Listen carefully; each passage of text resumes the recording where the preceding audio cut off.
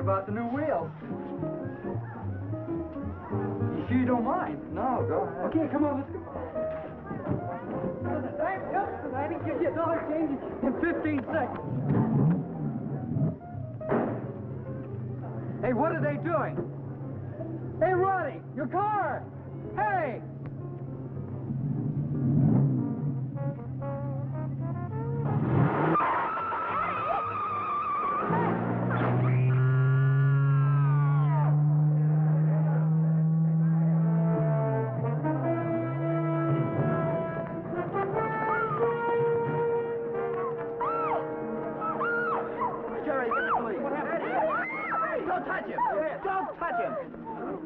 Wait for the police.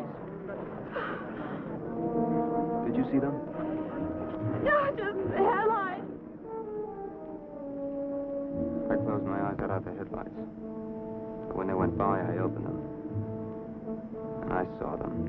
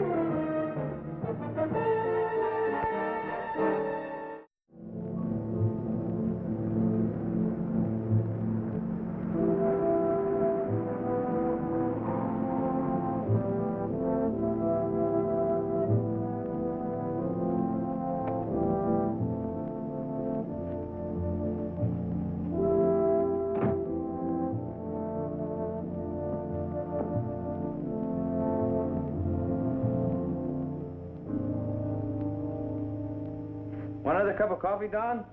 No, thanks, Jed. Good morning, Doctor. Good morning, Jed. Where's Don? What are you doing here? Cutting your own class? Where's Don? Well, up and at 'em, huh? Yes, I could hardly sleep last night after I heard the news. What news? Oh, Eddie Harrison, the young man in my advanced criminology class, was killed by a hit-and-run driver. Oh? Yes, and I have to face that class in an hour. Lecturing on crime in the abstract, and his empty chair staring at me. It's rough. Any idea who did it? Well, I called Lieutenant Brand. Police are working on it. Well, then why do you... I need a little help. No, you see, the car belonged to Roddy Stevenson, Eddie's best friend. Now, somebody killed Eddie while they were trying to steal it. And, well, frankly, I'm worried about what the lad's reactions might be. What do you mean? Well, what I've observed in class, Roddy Stevenson is extremely brilliant, but he's ruled by emotions. He's moody, high-strung. Well, there's no telling what he might do. I see. Look, Don, I'd like you to watch him in class today, then talk to him. You know, find out if he harbors any wild notions of revenge. I've often discussed you during my lectures, and... Gee, I'd like to help, Carl, but I have an appointment in front of the Fairmont in 15 minutes with another client. There's no way I can possibly get in touch with him now. Jed, why don't you sit in on that class? Me? Yeah. Give me a full report on this, what's his name? Oh, Roddy Stevenson. Yeah. Then I'll meet you here at noon, and we'll talk about it. What, back to college again? And besides, Don, I haven't finished the morning mail. Jed. Okay, Doctor. Back to class.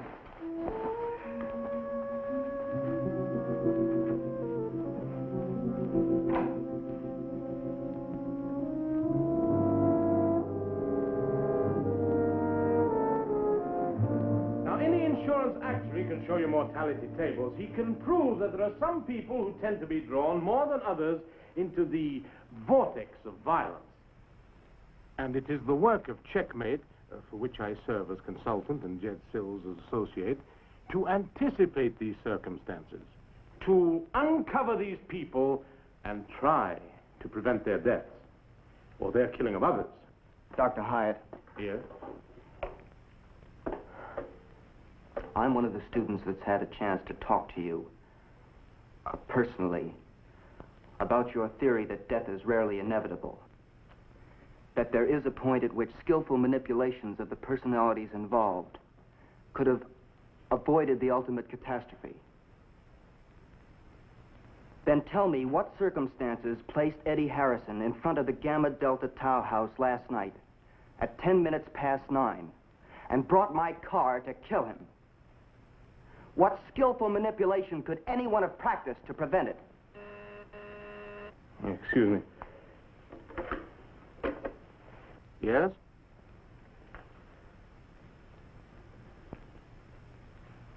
Oh, I see. Yes, all right, of course. Thank you. Oh, Roddy, could I speak to you a moment?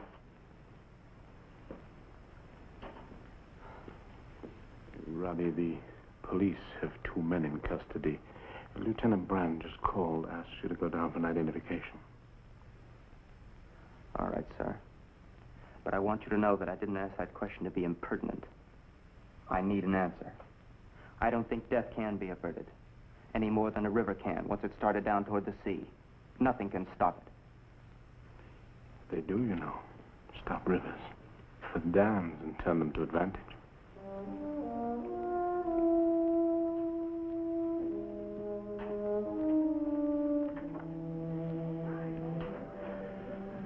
That's why I want you to come down this morning. I thought he'd get to you. I see what you mean. And I think it'd be a good idea if Don met him at the police headquarters.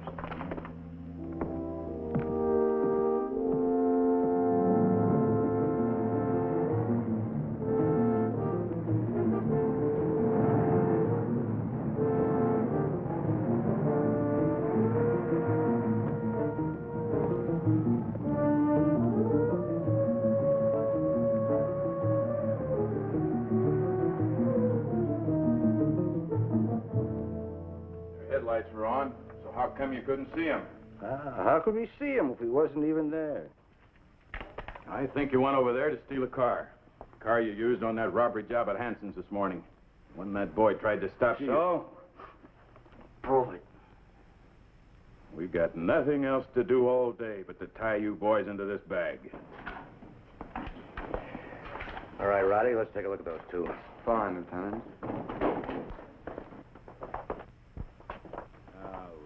You really ought to know enough to play it smarter than this. We've got you locked into that jewelry store job this morning. Well? We're going to tie you into that college kid's death last night. The one on the left was driving. Easy on yourself. Why don't you just You tell sure? us exactly what happened so we can all save ourselves I'm a lot of positive. wasted time? Take him into the locker room, Don. I'll be with you in a minute. Hey, Roddy.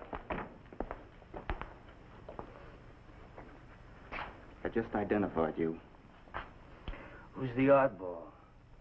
Just so you never forget, my name is Rod Stevenson. Stevenson. We can spell, Mac. And after they put you away, just remember that I didn't hide in the dark and whisper to the police they did it. I came in and stood face to face with you. Look, what's he want, a medal? Come on, Roddy. Hey, we never saw this guy before. So we knocked over that joint this morning. Your stakeout, he grabbed us. But you never saw us driving any killer car. And why was it parked out back of the store with the engine running? Somebody left it there. How do we know? What's that on his pant leg?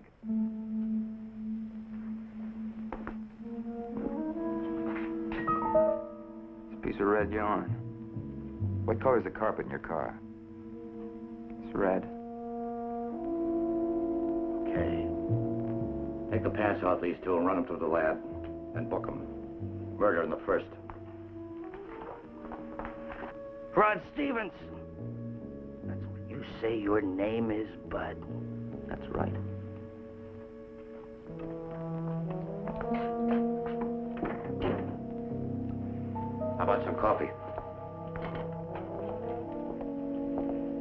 Nice work. Too bad we couldn't have nailed the real killer. What about them? Chicken feed. The lieutenant means they were just working for someone, Roddy. Who? We had him in here all morning. Nothing. A man named Larry Forbes. Well, who's Larry Forbes? He owns a chain of warehouses. He's a big-time fence with national connections, Roddy. He's made deals with every booster, burglar, and robber in town. Buys from them 1/3 wholesale. Even has them steal on special order. What were they after? Expensive watches. $200 a piece or better. You mean this Forbes hires people to steal? Well, let's say he doesn't exactly discourage them. And this isn't the first killing he's responsible for. Probably not the last. A man like that should be put in the gas chamber.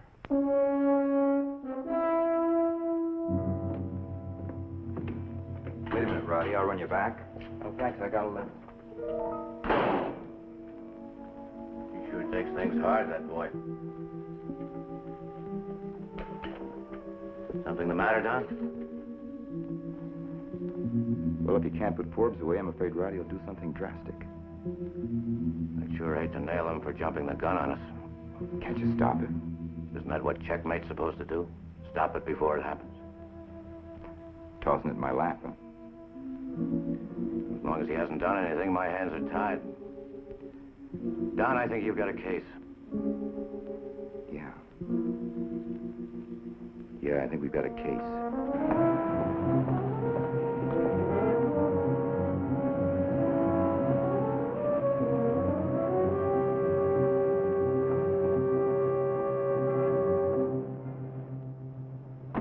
You recognize him? Ever hear of a storage outfit? Forbes? Forbes Van and Storage? Big place near the Embarcadero. Let's go take a look at it. Oh, man, it's coming on lunchtime. We're having steak at the house today. We have steak every Wednesday. But we can't go and look at a place like Forbes Van and Storage every Wednesday, can we? Who wants to? I do. Aye, aye, sir. Commodore's orders. Full right rudder.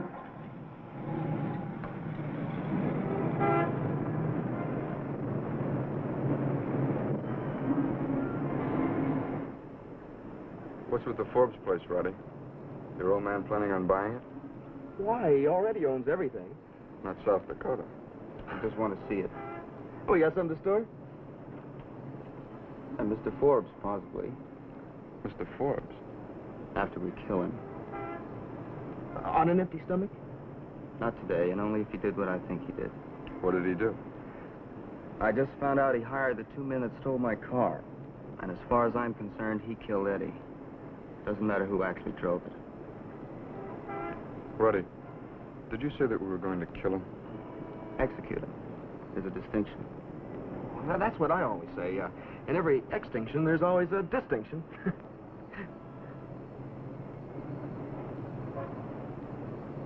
You're not serious. Cyanide pellets in a pan of potassium sulfate. Creates hydrocyanic acid. It's very deadly. You mean like the jazz they use at San Quentin in the little green room? That's exactly what I mean.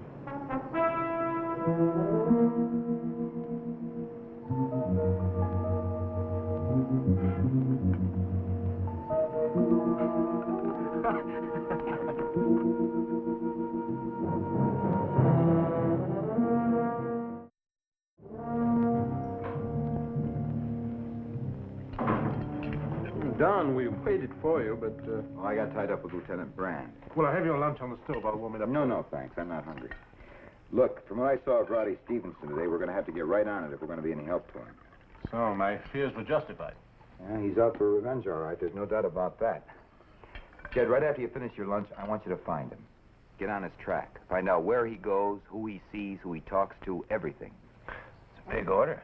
Well, it's our only chance to find out what he intends to do. Everything about Roddy Stevenson says, me, I'm different. And his revenge is bound to be in keeping with the way he thinks. Carl, find out from the other professors what they think of him. Well, I know they all think very highly of him. We'll get a list of his favorite subjects, particular interests, other students he might be friendly with. But find out all the information you can and fast. I'll meet you here at 4 o'clock. You call in at that time. If I'm not here, give your report to Carl in detail. After that, call in every 2 hours on the hour. On the hour. Well, where are you going, Don? To see Roddy's family. We've got to find out all we can about that boy. Too bad you can't lock him up till he simmers down a bit. Well, he's not a criminal. That's what makes it so tough. Remember you asked for a little help, Carl? Yes, my friend. That was the prize understatement of the year.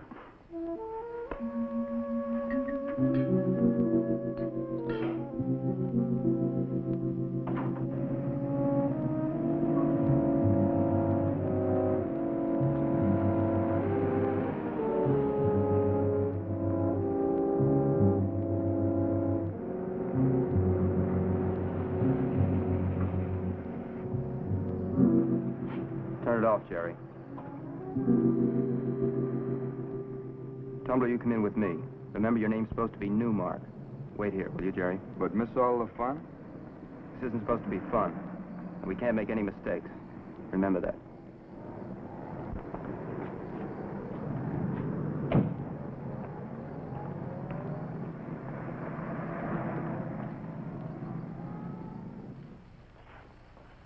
Mr. Stone? Yes? And Mr. Newmark? Sit down. Thank you. I told your floor manager that we have a special problem, and that we wanted to see you in person, or else we wouldn't do business with Forbes Van and Storage.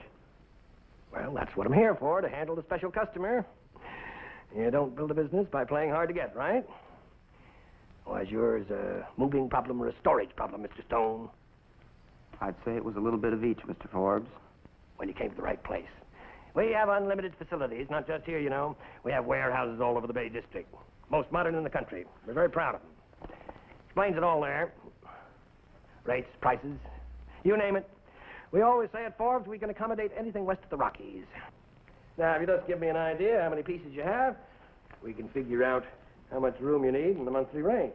All right. I have 6 cases. Each one's about so wide and about so high. That's it? Just 6 little cases? Mm-hmm.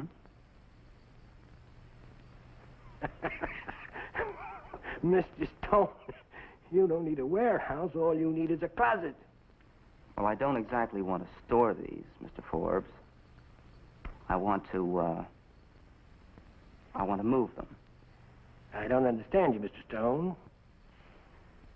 These are cases of expensive ethical drugs, steroid hormones, progestins. Each case contains a gross of bottles, and each bottle contains 100 capsules. Do you know how much a progestin pill costs, Mr. Forbes? 10 cents a piece at wholesale. That makes it more than $1,400 a case.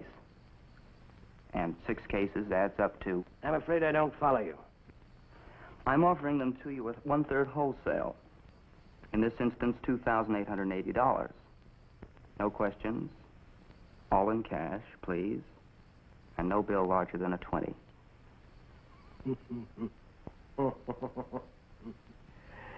Son, that was quite a performance.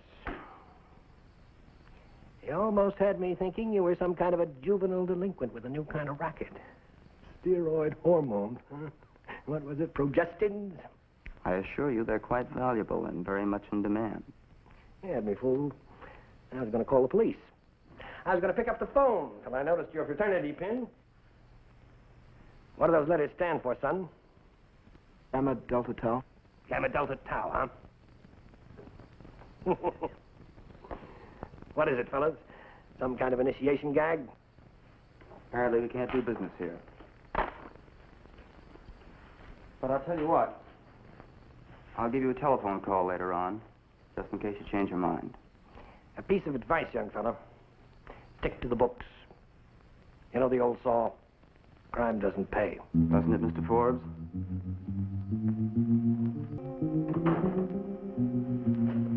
Dalton. Those 2 young fellows just left. Said the names were Stone and Newmark. Probably made them up. Follow them. Call in every half hour. I want to know every contact they make, every move. If they shake you, pick them up at their fraternity house. Gamma Delta Tau. Gamma Delta. It's Greek. You can Say that again. For trouble. That young fellow those two gunsels ran down last night, that Harrison kid was a Gamma Delta Tau just like them. You got it? Yeah. Just follow him, that's all. For now.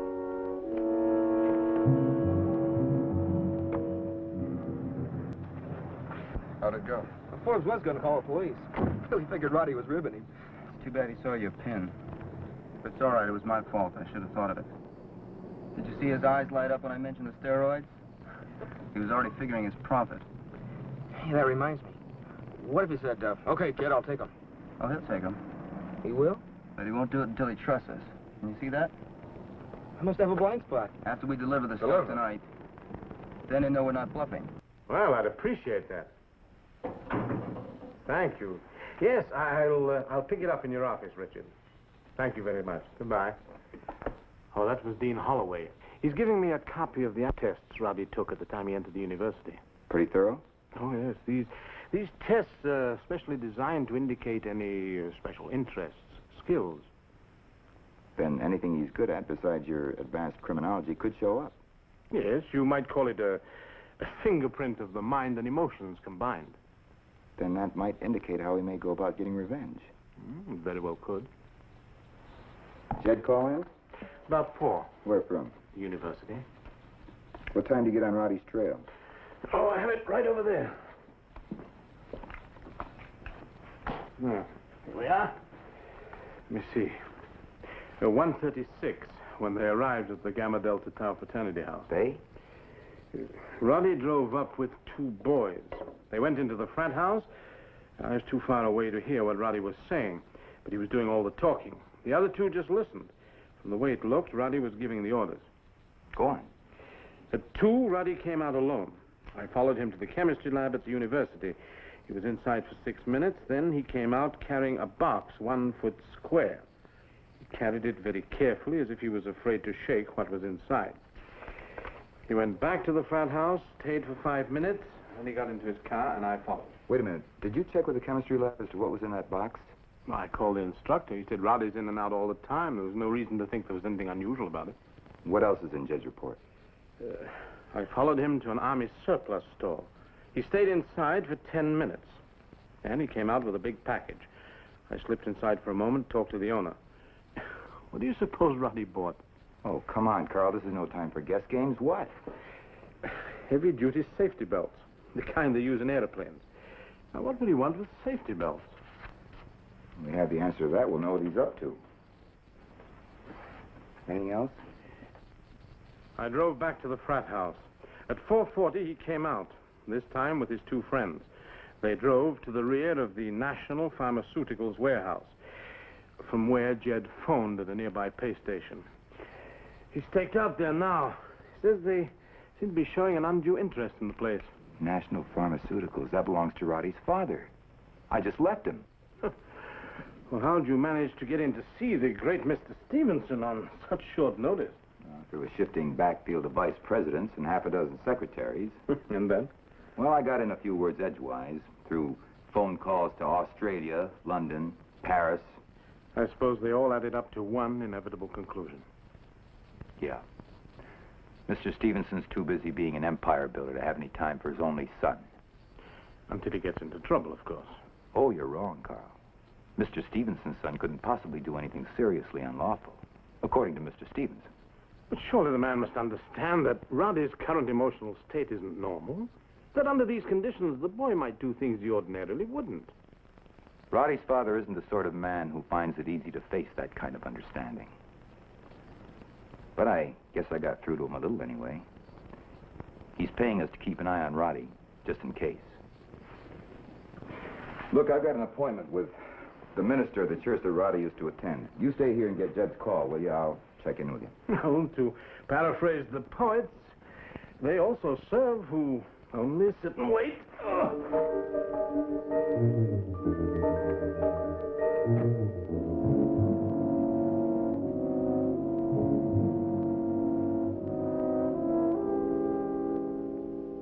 I don't care if they are college kids. They know their business.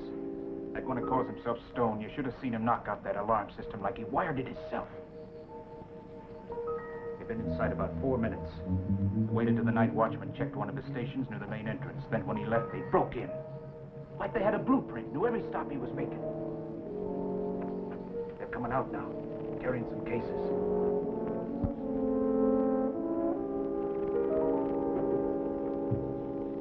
No, I can't see what it is from here. But it must be what the kid said he'd get. This place is loaded with drugs and medical supplies. Now leave it. All right, all right.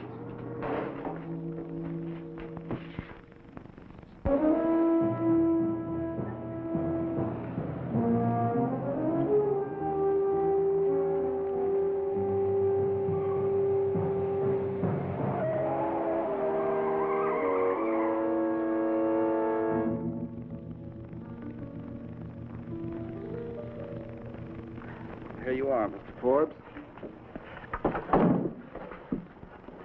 6 cases. You're lucky you caught me in tonight, Mr. Stone. I'm not usually here after 6. I can imagine. We like to make arrangements for our new storage accounts during the regular workday. But spiders spin at night, don't they? So they say. Still, I could hardly put you fellas out after you went to all the trouble of bringing your household goods over here, could I? No, Mr. Forbes. Oh, let's not argue about it. They're yours, not mine. You want to store them? I'll have the night man put them in a bin for you. I told you I wanted to sell them.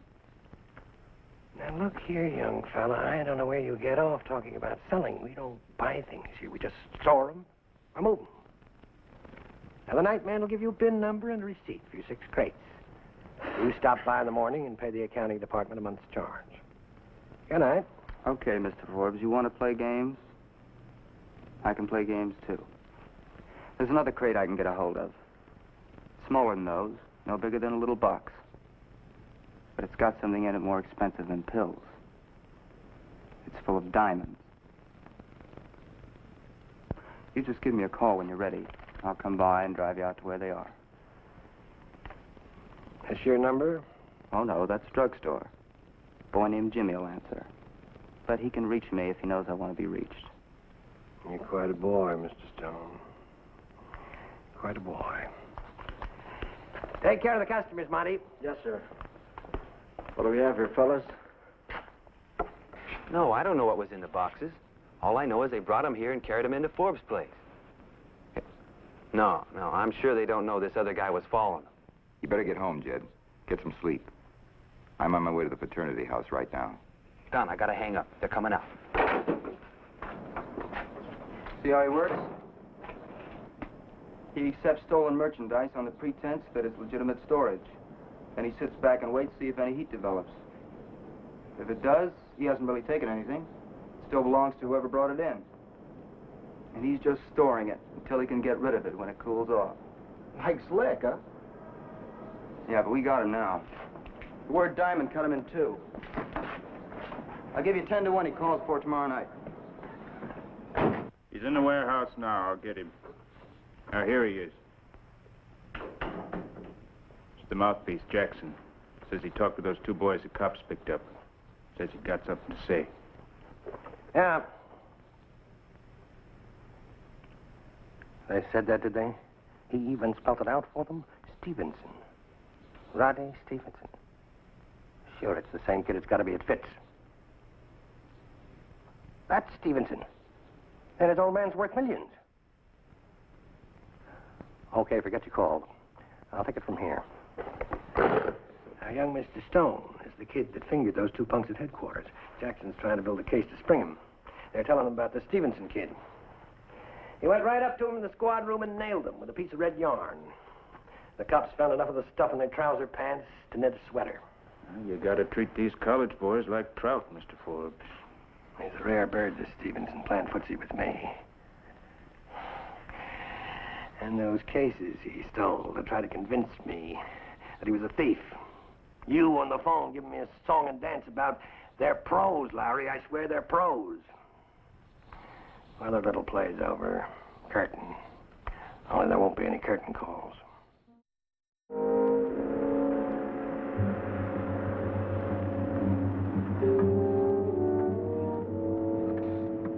Hey, who wants to go in here? Come on, let's go get some coffee. Now, you guys go ahead. If anything happens before you come back, I'll give you a call.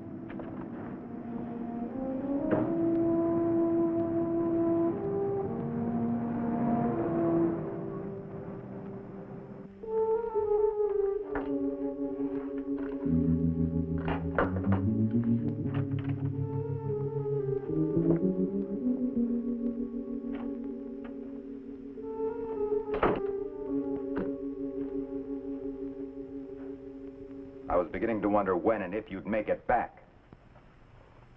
I could ask you what that means. I could also ask you what you're doing here. Pretty strong.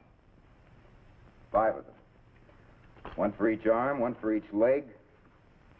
And this big one. For the chest? No, that's for the waist. Wouldn't do any good around the chest.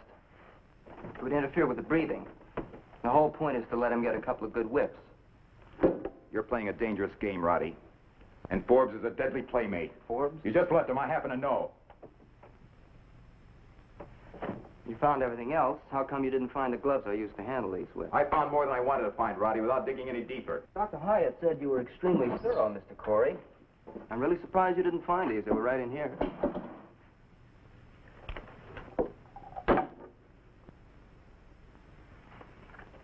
Those are cyanide pellets. I get them from the chemistry lab because I'm an honor student. And they trust me. All I have to do is drop them in potassium sulfate, and the man is blotted out. Of course, the body may be alive technically for a few minutes at least, but the brain and the personality are obliterated.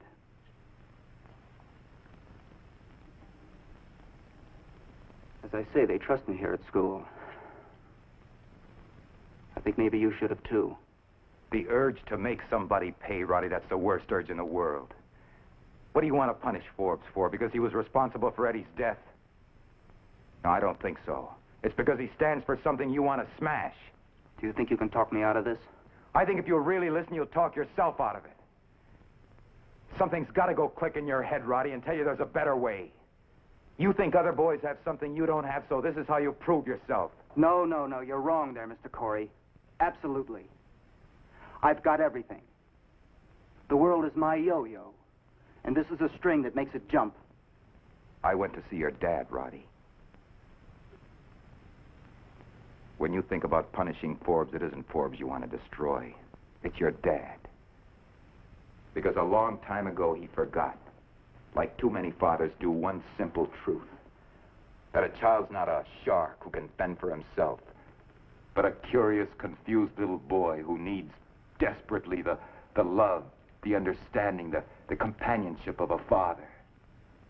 There's a lot of mileage in that kind of love, Roddy. A lot of power. The terrible pity is so few fathers ever take the time to pass it along to their sons.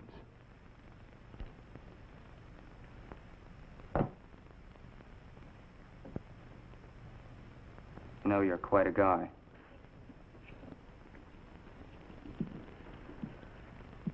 Sure, I used to hate my father.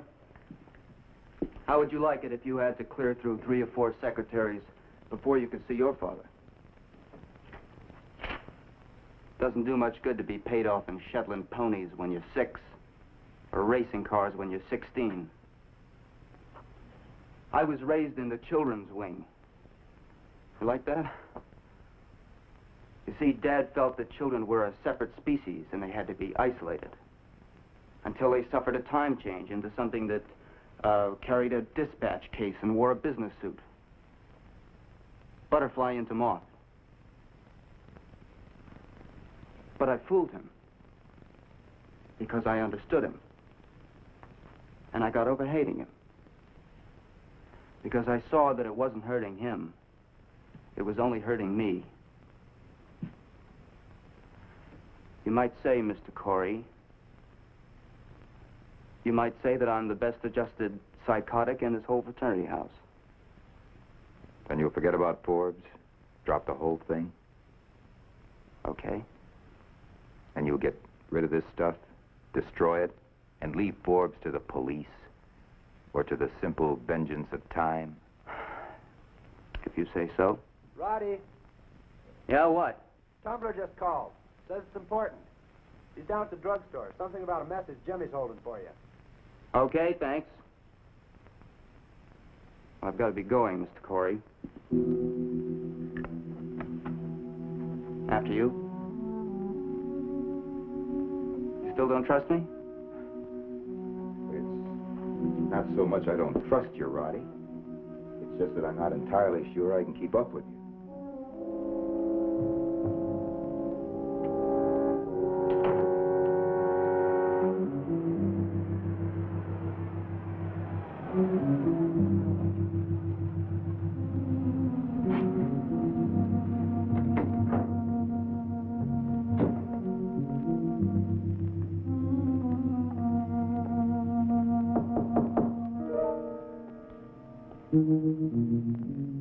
We're closed for the night, Mr. Stone.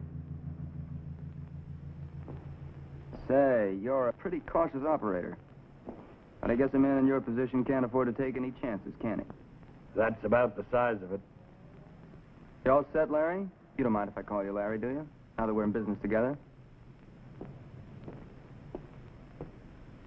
I'm all set.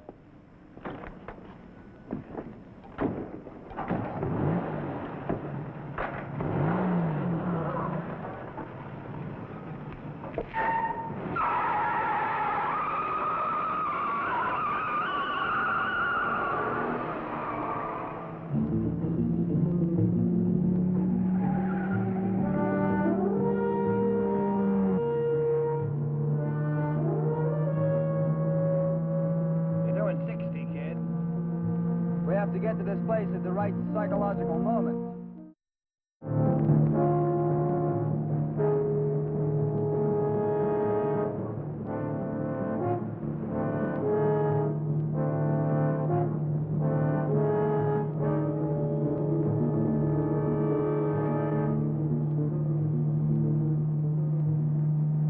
I know you college boys like to cut out, but 90's asking for trouble. Carl, do 120. You know, Larry, for a man as clever as you are, you've made a terrible mistake. Yeah? Yeah? Like getting into this car tonight. That depends on your point of view.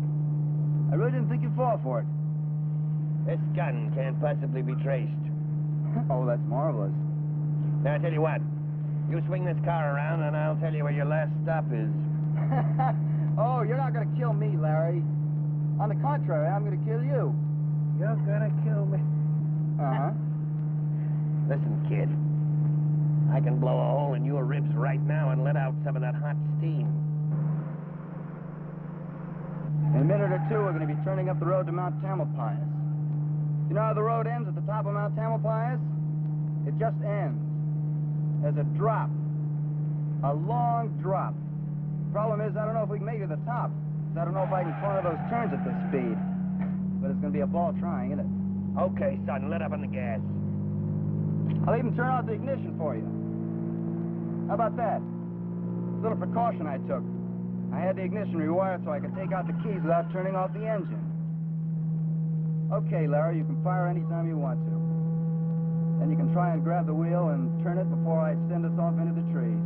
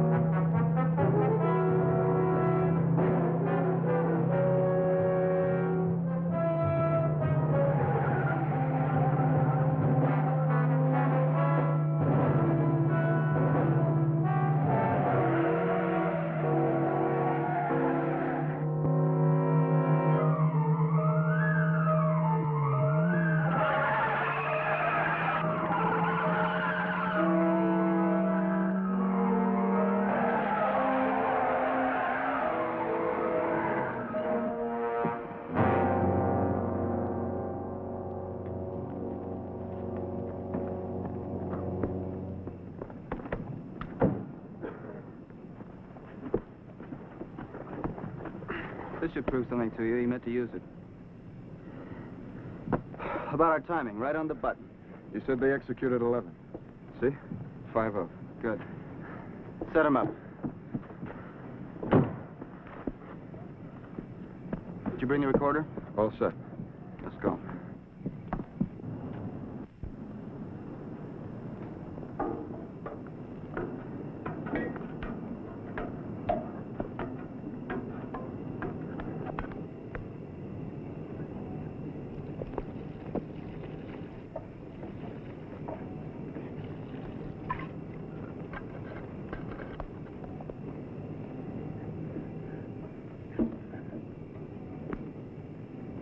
You look a little confused, Larry. Are you? Well, don't be. In 3 minutes, which is the time of doom for condemned felons, we're going to execute you in the name of the people of the state of California for the murder of a young man, Edward Harrison. We'll do this by using cyanide gas. This is a cyanide pellet. I'm going to hang it on this wire. And this pail is full of potassium sulfate. But the fumes, you see, are harmless until the pellet drops. But when it does, it creates a cloud of hydrocyanic acid. And that'll kill you. By the way, I selected this place for several reasons. Firstly, it seemed ironically fitting that you should die on a child's slide. Remind you of any innocence you might have lost years ago. Secondly, we're miles from anyone. I think you'll want to scream. Please do. Your lungs will fill that much sooner. Thirdly, I didn't want to harm anyone else. And eventually, the gas will be blown away by the wind. So that when they find you, there won't be any gas remaining. Break the activator. Jerry here is going to break a tube that'll release some acid that's going to eat through that wire and drop the pellet. It'll take approximately 2 minutes for the acid to eat through the wire. In the meantime, Tumbler here will let you down, very slowly, closer and closer. Keep you in suspense.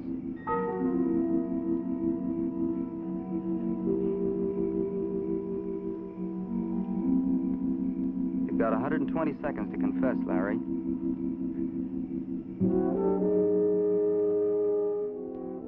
Turn on the recorder. In case Mr. Forbes chooses life instead of death.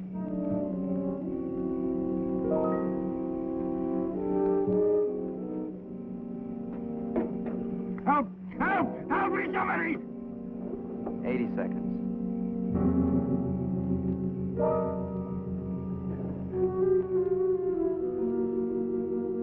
When it happens, just breathe deeply. Accept it. That way, they say, there's very little pain.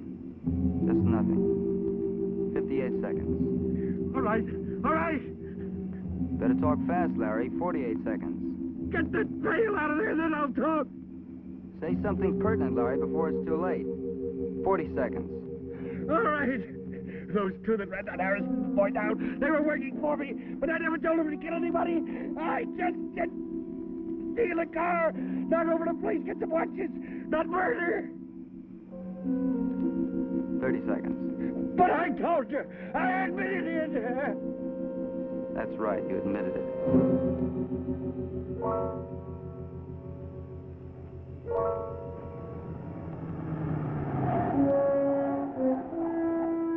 Let's get out of here.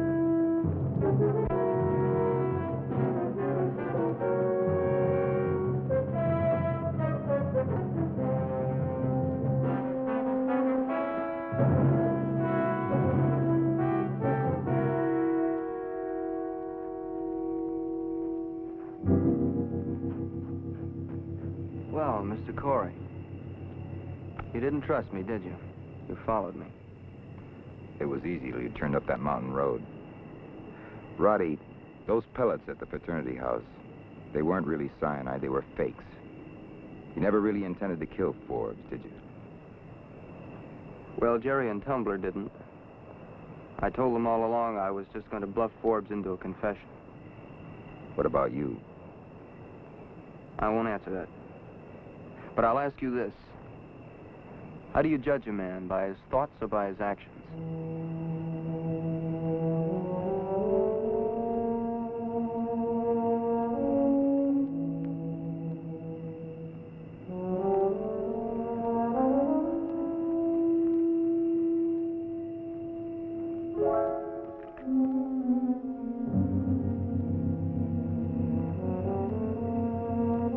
By his actions.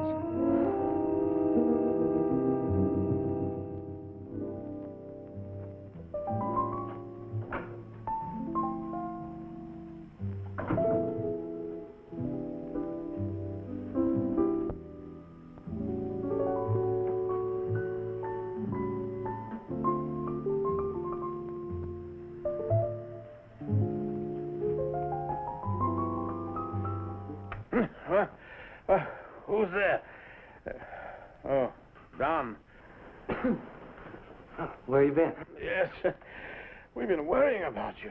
Oh, yes, I can see that. Oh, we haven't been asleep. No, certainly not. No, merely resting our eyes and enjoying the music. Of course. Well, where you been? I went for a drive A drive? Where? to Mount Tamalpais. Mount Tamalpais? Well, why there? Well, I took a look at the playground. Oh, come on now, Don. What about Roddy and Forbes? Roddy's fine, and Forbes is finished. In your words, Jed, the party was a gas. Oh.